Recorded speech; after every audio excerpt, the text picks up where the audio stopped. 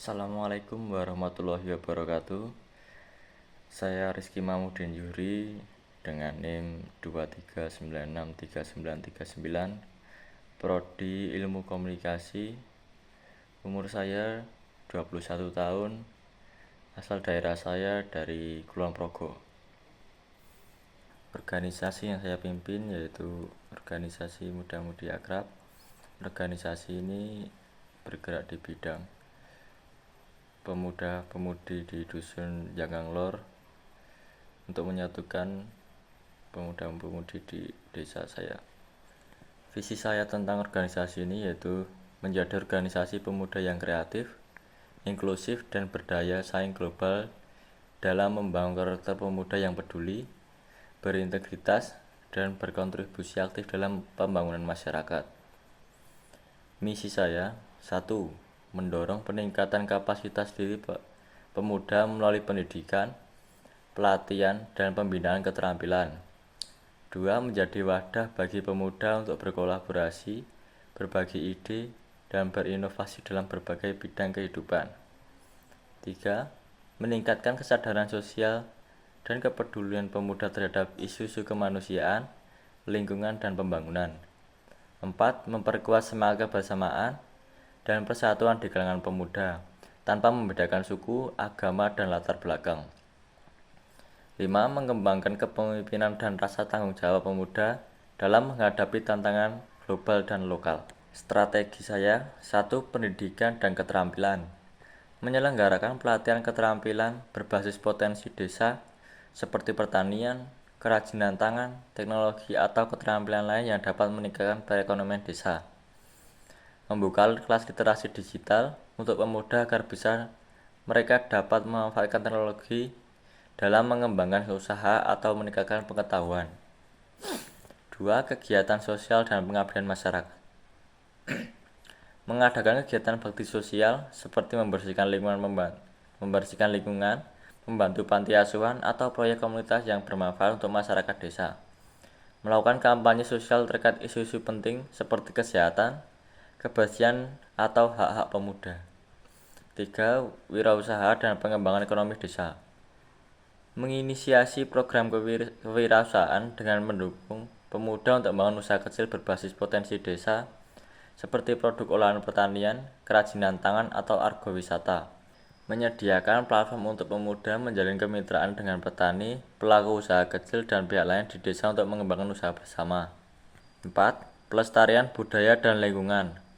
Menyelenggarakan acara kebudayaan seperti festival seni dan budaya lokal yang melibatkan pemuda dalam pengorganisasiannya, mempromosikan kegiatan ramah lingkungan seperti penanaman pohon, pengelolaan sampah, atau gerakan penghijauan di desa.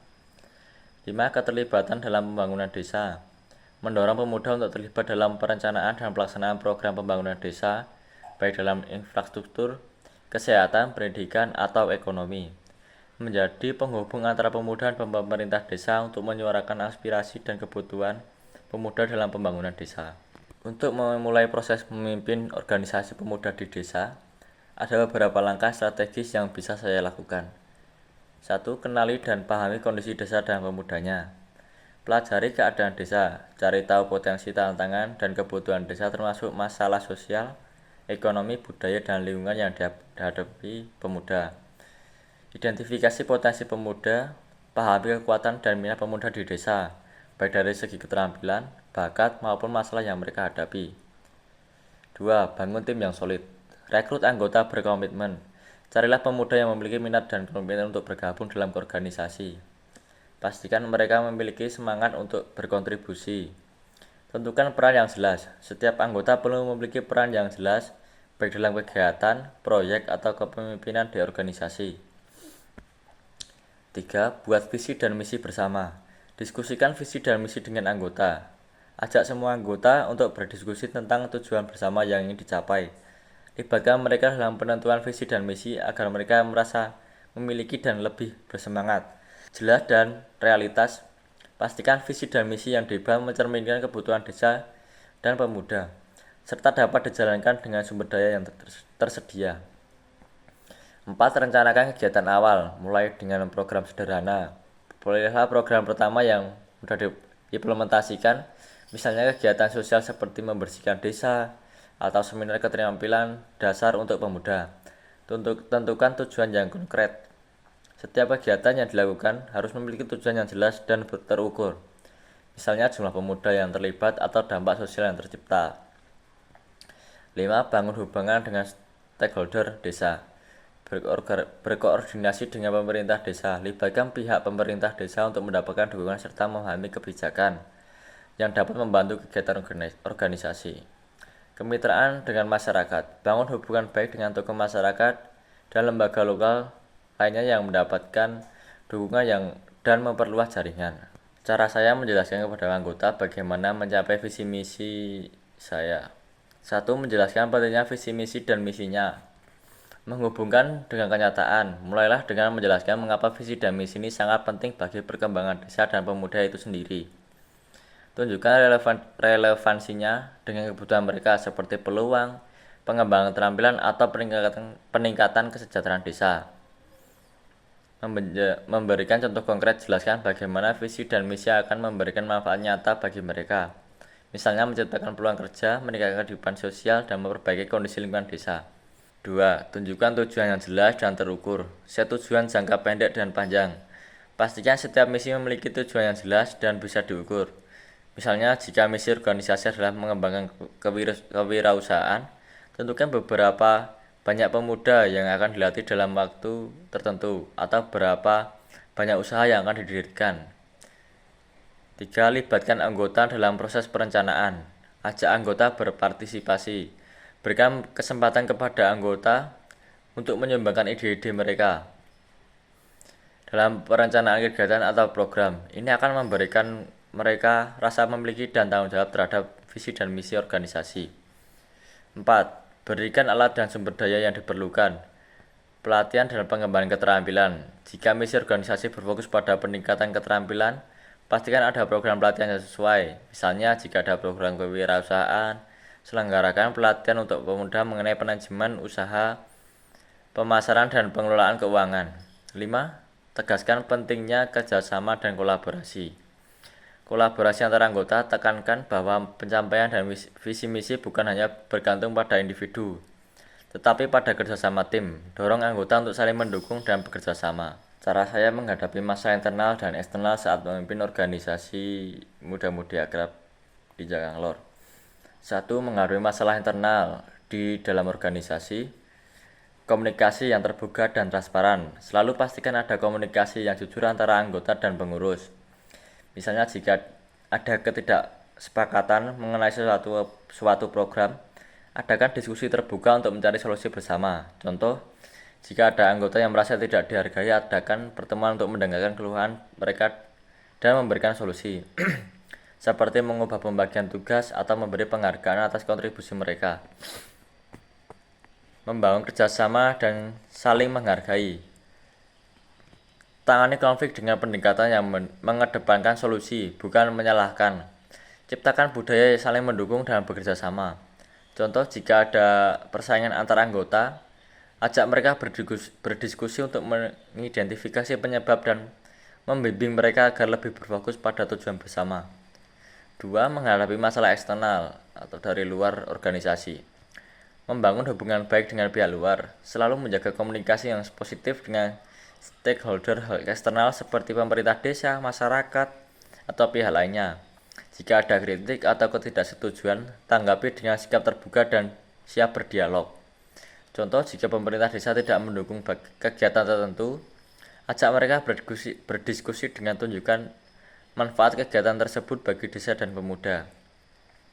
Adaptasi dan fleksibilitas. Jika ada hambatan eksternal seperti keterbatasan dana atau sumber daya, cari solusi alternatif seperti menggali sumber daya lain atau bermitra dengan organisasi luar.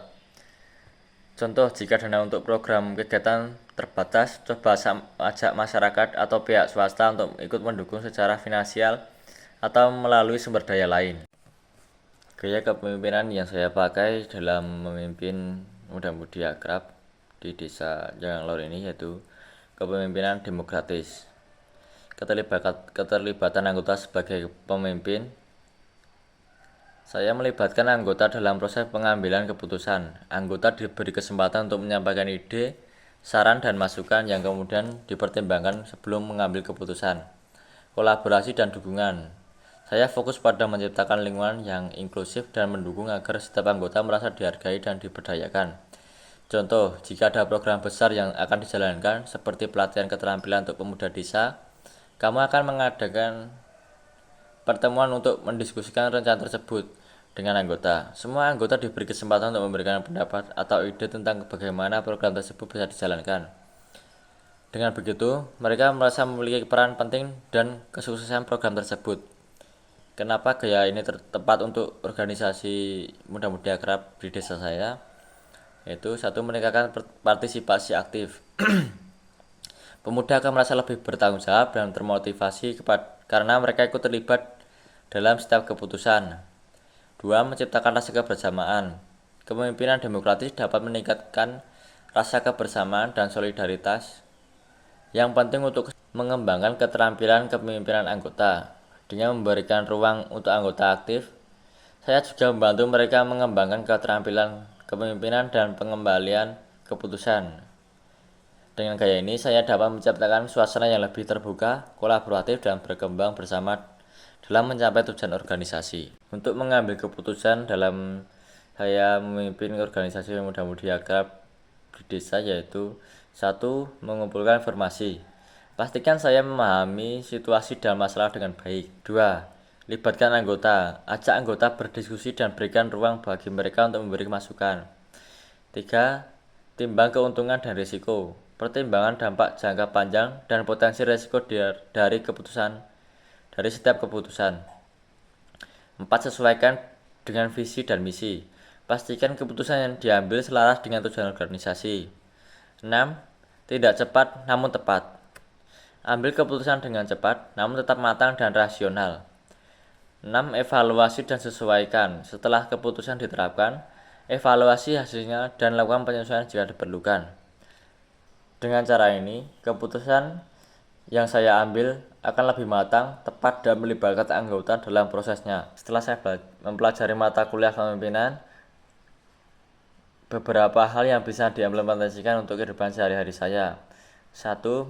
Memberdayakan pemuda. Mengajak pemuda untuk terlibat aktif dalam berbagai kegiatan desa seperti proyek sosial, kebersihan lingkungan, atau kegiatan kewirausahaan. 2. Mendorong kemandirian dan kreativitas. Mengadakan pelatihan keterampilan yang relevan bagi pemuda, seperti keterampilan teknologi pertanian modern atau usaha kecil. 3. Mengembangkan kepemimpinan di kalangan pemuda. Melalui pelatihan kepemimpinan, pemuda dapat belajar cara memimpin tim, mengatasi tantangan, dan memotivasi orang lain. Hal ini juga membekali mereka untuk menjadi pemimpin masa depan di desa. 4. Membina semangat gotong royong. Mengajak pemuda untuk bersama-sama menyelesaikan masalah yang ada di desa, baik itu dalam bentuk kegiatan sosial, perbaikan fasilitas umum, atau membantu sesama warga. 5. Meningkatkan komunikasi dan kerjasama. Mengembangkan forum komunikasi di mana pemuda bisa berbagi ide, mengatasi konflik, dan merencanakan kegiatan bersama. 6. Menjadi contoh dalam etika dan moral. Menjadi teladan dalam hal sikap, etika, dan disiplin. Pemuda akan lebih termotivasi untuk mengikuti contoh yang lebih baik dari pemimpin mereka. Dengan menerapkan prinsip-prinsip ini, saya akan membantu pemuda desa untuk tumbuh menjadi individu yang produktif, bertanggung jawab, dan siap berkontribusi dalam kemajuan desa. Wassalamualaikum warahmatullahi wabarakatuh.